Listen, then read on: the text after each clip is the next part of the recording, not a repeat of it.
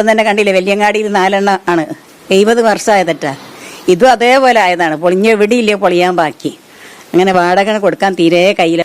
മരുന്നിൽ കഴിയുന്നതാണ്, സൂക്കടാണ്, ഭക്ഷണത്തിന് പോലും വയ്യില്ലാത്ത ഗതിയുള്ളവല്ല. അങ്ങനെ പിന്നെ വാടക നമ്മൾ കൊടുക്കുമ്പോൾ തന്നെ ഇത്തരം പോലെ കഴിയാത്തൊരവസ്ഥകളാണ്.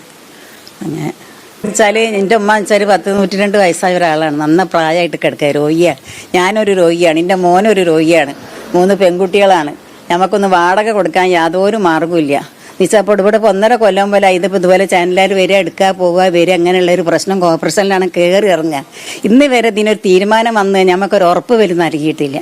എല്ലാവരും ഒഴിഞ്ഞു പോയി. കുറേ ആൾക്കാർ ഒരു 1-2 കൂട്ടർ ഒരു രേഖ കിട്ടാൻ വേണ്ടി കാത്തുക. ഒരു ഉറപ്പ് പോലും നൽകണ്ടേ നമുക്ക്? അത് ഇതുവരെ നൽകിയിട്ടില്ല. നൽകാണ്ട് നമ്മളെങ്ങനെ ഇവിടുന്ന് ഇറങ്ങിപ്പോകും? ഒരുത്തര കൊല്ലം കൊണ്ട് നമുക്ക് ശരിയാക്കി തരാമെന്ന് പറയുകയാണെങ്കിലും വേണ്ട. നയിക്കാൻ പോലും കഴിയാത്ത ആളുകൾ, നയിച്ച് ജീവിക്കുന്ന ആളുകൾ, ഗതിയില്ലാത്ത ആളുകൾ എന്തെങ്കിലുമൊക്കെ ആയിട്ടൊന്ന് ചെയ്യാനുള്ള ഒരു പരിപാടി മോനെ കാര്യമായിട്ടൊന്ന് ഉത്സാഹിച്ച് നിങ്ങളെല്ലാവരും ഗവൺമെൻറ് എല്ലാം കൊടുത്ത് ചെയ്തു തരണം. ഇനി ഇവിടുന്ന് ഇങ്ങോട്ടും പറയും. എൻ്റെ അമ്മൻ്റെ കാൽമേൽ വീണിക്കണ്, തലയിൽ വീണിക്കണ്, തലയിൽ തൊപ്പിയിട്ട് അതിൻ്റെ ഉള്ളിൽ പണിയെടുത്തിക്കണ്. ഞങ്ങൾ അപ്പുറത്തെ റൂമിൽ എല്ലാവരും കാലിയായി പോയിക്കണ്. 24-26 റൂമിൽ ഇതിൽ പാകം ഒരു 2-3 കൂട്ടരാണ്. ഐറ്റിങ്ങൾക്ക് നമുക്കൊരു ഉറപ്പ് നമുക്ക് നൽകണ്ട. അതിനെക്കൊണ്ട് നമ്മൾ പിടിച്ച് നിർത്തിയതാണ്. എന്താ വേറെ വീട് നമുക്ക് കിട്ടൂല മോനെ. ഒരാളെ കൂട്ടത്തിലൊക്കെ ഓരോരുത്തർ പോയി ഓരോരോ വാടകയൊക്കെ നമ്മളൊക്കെ നിൽക്കണത്. ഒരു കട്ടിലിടുന്ന കേപ്പ് സാധനമൊക്കെ നഷ്ടപ്പെടുത്തിയിട്ട് പോയി നിൽക്കുക.